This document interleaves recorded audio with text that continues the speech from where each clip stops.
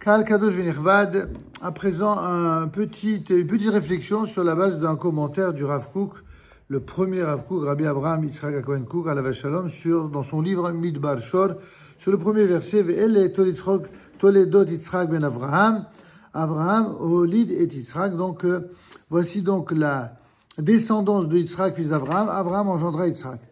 Avraham Avinu, nous dit le Rav Kook,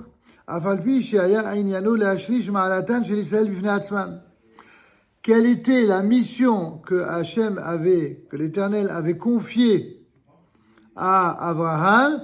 C'est d'enraciner les qualités intrinsèques du peuple d'Israël pour eux-mêmes. Il n'y avait pas encore de vocation universaliste. C'était une vocation qui était dirigée pour la génération des descendants du peuple d'Israël, et ce, sans les mélanges des idéaux et des pensées des nations. Seulement ne pas se méprendre. Cette préparation à laquelle Abraham a préparé Yitzhak, ça n'était pas, malgré l'apparente fermeture, ça n'était que pour le bien de tout le peuple d'Israël, pour l'ensemble de l'humanité. C'est pas que pour le peuple d'Israël, c'est pour l'ensemble de l'Tovat HaOlam, Bichlalo. C'est-à-dire que même si dans les apparences c'est pas pour l'universalité, en vérité, il s'agissait de préparer à travers Yitzhak les éléments qui permettront à la recherche du bien de l'ensemble de l'humanité, ce que d'aucuns appelleraient en termes modernes politiques d'aujourd'hui, la communauté internationale. Et voici que les Sarei Haumot, les princes des nations, eh bien, étaient ainsi au-dessus dans le sens des objectifs. Et il incombait à chaque nation le devoir de, en quelque sorte, parachever son travail d'amélioration de soi. Et pour ce faire, chacune de ces nations devait apporter aux membres de chacune de ces nations les qualités, les vertus d'Abraham. Abraham Avinu, c'est lui qui devait amener au monde cette dimension de ce qu'on appelle Chesed Abraham, la générosité d'Abraham. Et j'ai dit dans une autre vidéo que si, de façon très caricaturale bien sûr, mais à des buts, je dirais, pédagogiques, si on devait caricaturer dans les termes politiques d'aujourd'hui la gauche et la droite, la gauche prétend, de bonne foi ou de mauvaise foi, peu importe, c'est pas notre propos, prétend incarner le bien, prétend incarner la morale, prétend incarner la générosité, c'est-à-dire finalement descendant d'Abraham, alors que la droite prétend incarner la rigueur, la force, la puissance, la nation, qui semblerait être beaucoup plus représentée par la force de Yitzhak. Et évidemment, le message de Yaakov, c'est de dire que la vérité, c'est ni la gauche ni la droite. C'est ni la générosité dans son extrême, ni la puissance et la rigueur dans son extrême, mais un savant dosage de chacun des deux, avec pour objectif suprême la recherche d'une vérité et d'une nécessité qui soit commune, pas qu'au peuple d'Israël, mais à l'ensemble évidemment des nations. Donc ça se rejoint. Et c'est ce que dit le Rav Kook alav shalom. Yitzhak lui-même, eh bien, a continué le travail commencé par Abraham de développer sa mida, sa vertu. Et c'est pourquoi d'ailleurs, Alken Ahav et Esav. Il y a un verset on lit que les gens ne prêtent pas forcément attention. On dit que Yitzhak aimait Esav. Tiens, les kabbalistes posent la question, mais comment un tzaddik comme Yitzhak a pu aimer un rachat comme Esav? Et là-bas, on explique toutes les réponses qu'on donnera en son temps, évidemment, mais une des réponses, c'est ce que dit le Rav Kook ici. C'est que pourquoi il aimait Esav? Parce qu'il y avait en Esav une mida qu'il fallait préserver et transmettre aux générations futures pour la vocation, justement, universaliste d'Israël. On avait besoin des deux dimensions. C'est la raison pour laquelle le verset vient et dit Abraham olidé d'Israël, Abraham engendra Yitzhak. Vedarshu Chazal, nos sages dans le Talmud ont commenté cet enseignement, cette phrase, ce verset, en disant Shaita demut diyukan shelo domelo.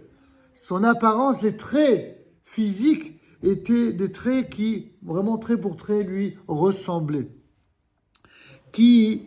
Alors vous vous rappelez ce que disait Rashi, qu'en fait les humoristes, n'est-ce pas, les comiques de la génération se moquaient en disant mais tu te rends compte, ils sont restés des années ensemble, Abraham et Sarah n'est jamais tombée enceinte, et tout d'un coup elle est tombée enceinte. Ils ont voulu discréditer et déshonorer, manquer de respect à la grandeur d'Abraham en prétendant que finalement, si Sarah est tombée enceinte, c'était certainement pas d'Abraham. Et qu'est-ce que Akadosh Baruch Hu a fait? Il a fait un miracle.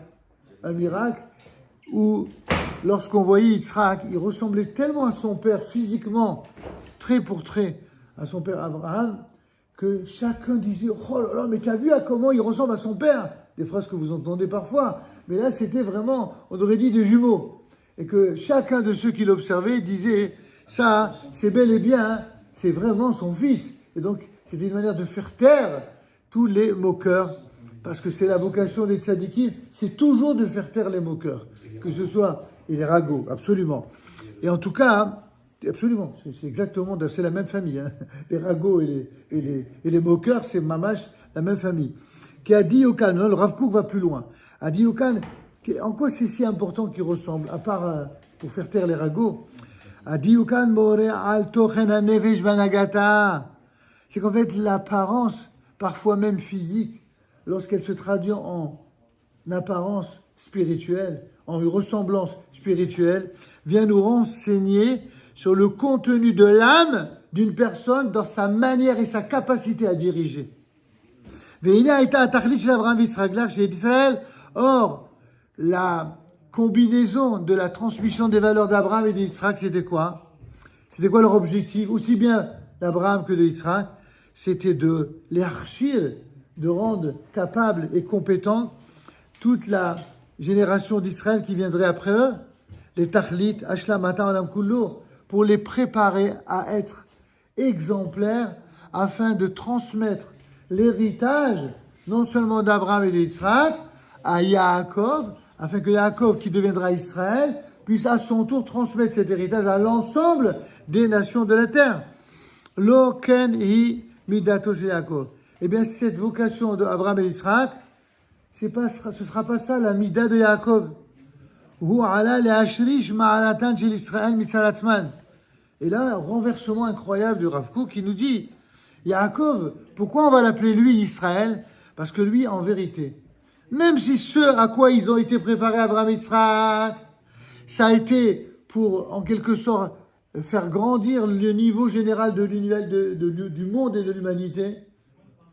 La particularité de la mission de Yaakov, c'est d'Afka de s'occuper des Juifs, de faire grandir les Juifs. Parce que de l'élévation morale, spirituelle des Juifs dépendront de manière effective la relation avec les nations et leur comportement vis-à-vis d'Israël à la fin des temps. Et donc, Mitzad Atzman, she'en koach le'ashuv liyudugmata. C'est-à-dire qu'il faut que Israël arrive à un niveau qu'aucune des nations, à commencer par celles qui ont fait du mal, et tant de mal à Israël, qu'il arrivera à la cheville sur le plan des valeurs morales et de l'exemplarité. Et ça, c'est le travail de Yaakov avec ses fameux 12 fils. Vezehu atzmo tachlit hagalut. Or, cette fonction-là, ça a été le tachlit, l'objectif de l'exil. Rappelez-vous que Yaakov, c'est le nom qui est donné au peuple d'Israël. L'assemblée de Jacob, c'est le peuple d'Israël en exil, et Israël, c'est le peuple d'Israël qui sera en Eretz Israël. Et il y a un passage entre les deux. Ce que les enfants d'Israël vont devoir pendant des siècles d'exil subir comme épreuve, comme injustice, Mikol ou beaucoup plus que toute nation et civilisation sur terre, c'est pour les préparer à être, entre guillemets, des top modèles et de la morale et de l'action. Et des valeurs théoriques et de la réalité pratique. Veine Amim im kolze. Mais malgré tout, et avec tout cela, et après tout ce qu'ils vont passer, ce que les uns feront subir aux autres, c'est-à-dire les nations à Israël, Ishtalmu, alliés d'Israël, ces nations, et c'est ça l'idée de génie du Rav Kook, en faisant du mal aux Juifs, ils améliorent les Juifs qui, à leur tour, vont permettre à ceux-là même qui nous ont fait du mal et nous ont causé du tort, ils vont finir par grandir. Les nations jusqu'à Abraham étaient tous des sauvages idolâtres. À partir d'Abraham, ils vont devenir meilleurs. Ensuite, il y aura des hauts et des bas, des montées en puissance et des chutes. Mais c'est un petit peu comme une asymptote, vous savez, ça monte, ça descend. Mais globalement, l'ensemble monte. Les nations du monde, eh bien, à part évidemment les bêtes assoiffées de sang, qui sont des exceptions, la plupart des êtres humains, y compris parmi les nations, sont à un niveau moral et spirituel bien plus grand en vérité que ce qu'en étaient les primitifs totalement primaires de l'époque d'avant Abraham. Je termine.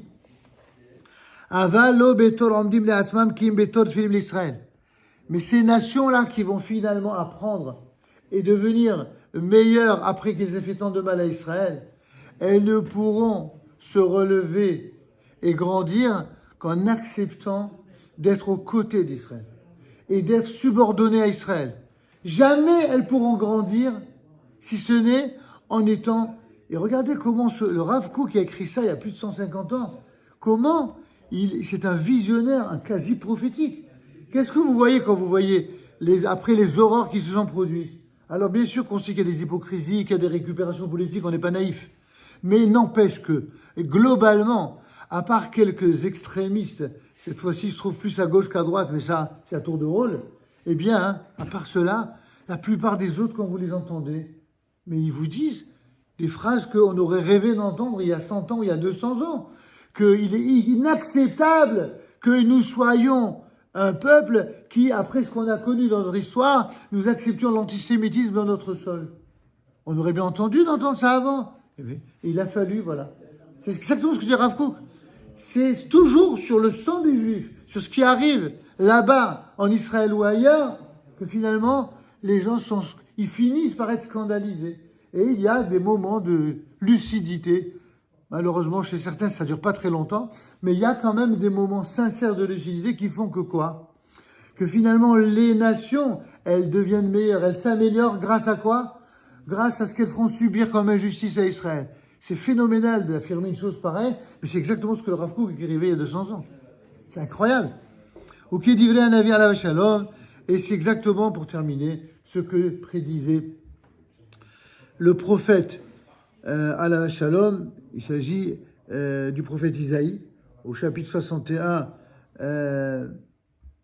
qui disait, c'est ça, au chapitre 61 qui disait, et ce sont des étrangers qui viendront, qui se lèveront, qui feront paître vos troupeaux, et quant à vous, prêtres de l'Éternel, vous serez appelés les serviteurs de notre Dieu.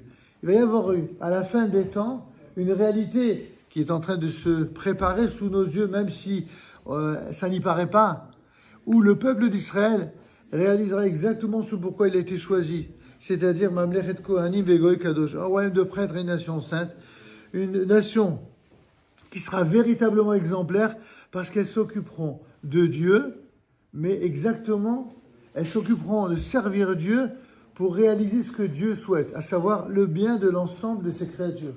Et l'ensemble de ces créatures, c'est non seulement le peuple d'Israël, mais l'ensemble des goïms de la terre, l'ensemble des nations de la terre, et ceux qui sont vraiment dans une Torah profonde, empreinte de Kabbalah, ils vous diront toujours cela, qu'il n'y a pas de judaïsme judéo-centré qui mépriserait les nations de la terre. On a du mépris pour nos ennemis, pour ceux qui veulent nous éradiquer, cela va de soi. Mais ceci mis à part, on ne fait évidemment pas d'amalgame entre les Rechaim, qui sont cruels, et ceux qui, au contraire, aspirent à un mieux-être, même si parfois, dans leurs analyses, ils peuvent se tromper.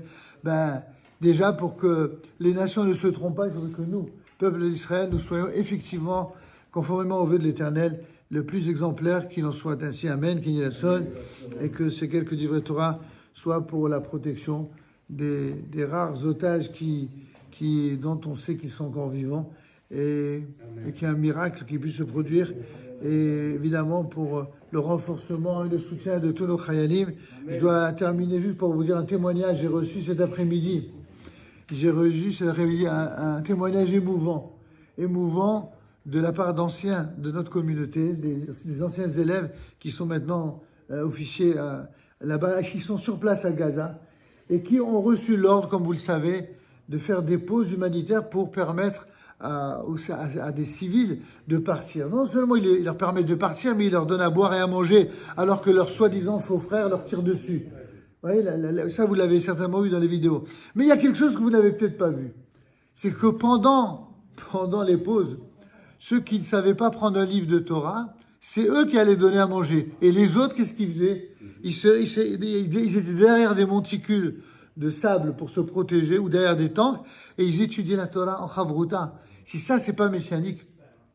Quand on pense qu'en exil, à Paris ou à Londres, par certains rabbinim sont presque obligés de supplier leurs fidèles de consacrer un peu de temps à l'étude de la Torah et de ne pas se laisser happer par les vicissitudes de la vie, là, on a des gens exemplaires qui, même en pleine guerre, sont capables d'assumer la protection du peuple d'Israël, d'assumer la protection des nations et de continuer à étudier la Torah. Ils ont tout compris.